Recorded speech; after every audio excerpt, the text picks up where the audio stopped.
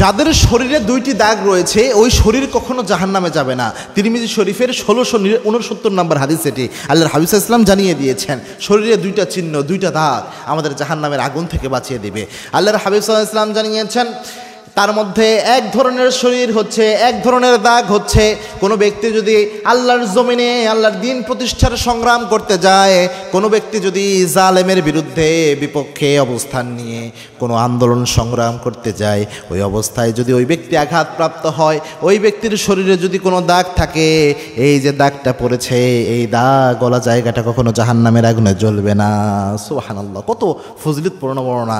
এই জন্যে এই যে আল্লাহর জমিনে আল্লাহর দিন প্রতিষ্ঠা সংগ্রাম যারা করে তাদের জন্য এই ফজিলত। 2 নাম্বার, এই দাগটার ক্ষেত্রেও আল্লাহর হাবিব ইসলাম বলেছেন সেটা হচ্ছে যদি কোনো ব্যক্তির শরীরে নামাজ পড়তে পড়তে নামাজের দাগ পড়ে যায়, এরপরে রাসূল সাল্লাল্লাহু আলাইহি ওয়াসাল্লাম জানিয়েছেন কোনো ইবাদত করতে গেলে, ইসলামের কোনো বরকতময় কাজ করতে যে তার শরীরে কোনো আঘাতপ্রাপ্ত হয়, এটাও কিয়ামতের দিন অনেক ক্ষেত্রে সাক্ষী হতে পারে। কেননা এই সেজদার দাগগুলো, সেজদার জায়গাগুলো কিয়ামতের দিন কিন্তু আমাদের জন্য সাক্ষ্য দিবে। এটা হাদিস দিয়ে বোঝা যায়। আল্লাহর হাবিব সাল্লাল্লাহু আলাইহি ওয়াসাল্লাম একদা জানালেন, আল্লাহর হাবিব সাল্লাল্লাহু আলাইহি ওয়াসাল্লামকে প্রশ্ন করা হলো, ইয়া রাসূলুল্লাহ, কিয়ামতে লক্ষ কোটি উম্মত থাকবে, সব নবীদের উম্মত থাকবে, এর মধ্য থেকে আপনার উম্মতগুলোকে আপনি কিভাবে বাছাই করবেন? আল্লাহর হাবিব সাল্লাল্লাহু আলাইহি ওয়াসাল্লাম বললেন, ও সাহাবীরা, গুররাম মুহাজ্জালিন, তোমরা কি চিত্রা ঘোড়া দেখেছো কিনা?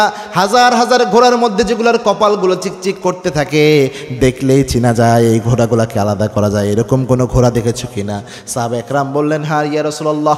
আল্লাহর হাবিব বললেন, আমি আমার উম্মতদেরকে বাছাই করব এইভাবে, আমার উম্মত যে নামাজ পড়েছে, 5 ওয়াক্ত সেজদা দিয়েছে, এরপরে আমার উম্মত যে ওযু করেছে, এই ওযুর জায়গাগুলো, সেজদার জায়গাগুলো আমার উম্মতের কিয়ামতের এই কঠিন ময়দানে চিকচিক করতে থাকবে, এটা দেখে আমি বুঝে নিব এরাই হলো আমার উম্মত। সুবহানাল্লাহ। এই জন্য নামাজের কারণে কপালে দাগ পড়া অথবা পায়ের গোড়ালির ওই দিকে যদি দাগ পড়ে যায়, এটা অনেক ক্ষেত্রে এটা ফজিলতপূর্ণ, কারণ ইবাদত করতে করতে এটা একটা স্বাক্ষর মতো হয়ে গিয়েছে। আল্লাহ রাব্বুল আলামিন যদি চান, আল্লাহ যদি ইচ্ছা করেন, এটার মাধ্যমে আল্লাহ আপনাকে গুনাহ মাফ করে আল্লাহ আপনাকে জান্নাতি বানিয়ে দিতে পারেন। এই জন্যে অবশ্যই এই 2টা জিনিস ফজিলতপূর্ণ। আল্লাহ আমাদের আমল করার তৌফিক দান করুন। আল্লাহুম্মা আমিন।